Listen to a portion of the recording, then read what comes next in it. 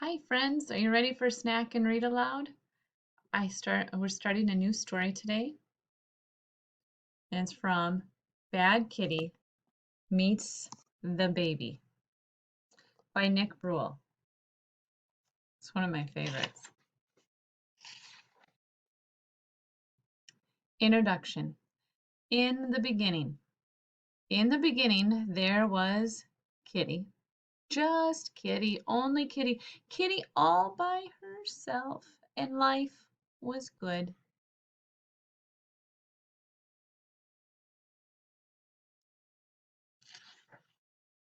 Kitty ate her food alone. Kitty played with her toys alone.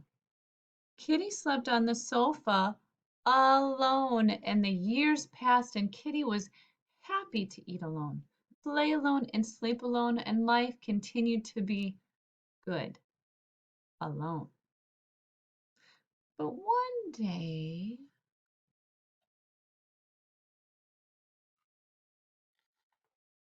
the skies became dark. The ground began to shake. The air became cold and dank and filled with a horrible stench.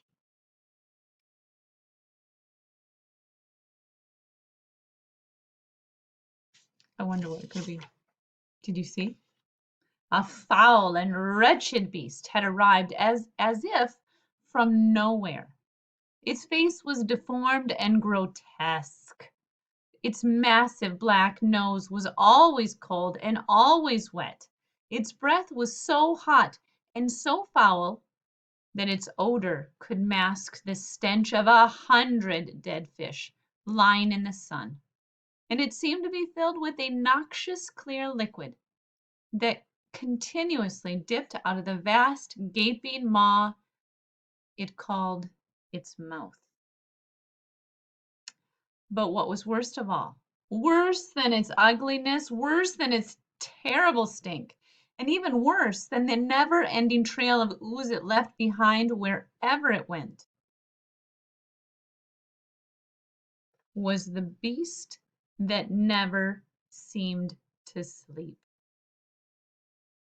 Kitty bravely fought to get rid of her once peaceful kingdom of the cruel beast, but even she wasn't mighty enough to defeat the evil creature. What was it? Was it Puppy? Every time they confronted each other, the hideous beast would smear his foul, oily liquid on the kitty as if it was preparing to devour her. Survival became a daily challenge for poor Kitty.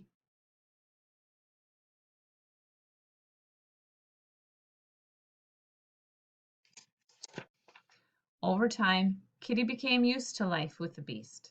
Even its horrible odor became tolerable. The brave Kitty had found areas of shelter where she could evade the beast and its terrible liquid. At times, though, she would never admit it. She became almost fond of the beast. Almost. Life was not as it once was, but eventually it became good again.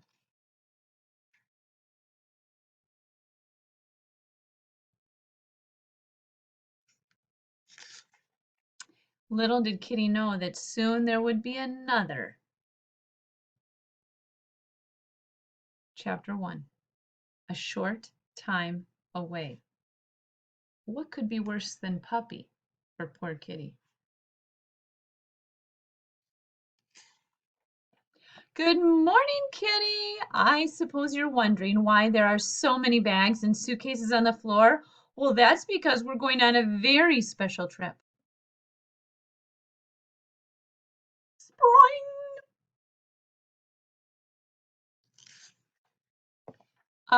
That is, we are going on a very special trip. Sorry, Kitty, but you'll be staying here at home with Puppy. Oh, Kitty, don't be like that. We won't be gone for long, and when we get back from our very special trip, we'll have a very special surprise for you.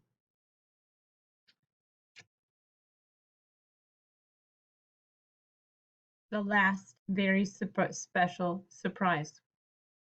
What was it? Puppy. What do you think Bad Kitty's thinking? The last surprise was Puppy. What could be the next one? Meanwhile, good old Uncle Murray has agreed to stay here and take care of you and Puppy while we're away. Isn't that nice? Hi dog. Hi there. Hi Goofy Cat. We're gonna have some fun together, right? So, Kitty, you make sure you listen to everything that Uncle Murray says and make sure that you play nicely with Puppy and make sure that you don't make a big mess while we're away. Yeah, we're gonna be just fine, right, Cat? Says Uncle Murray.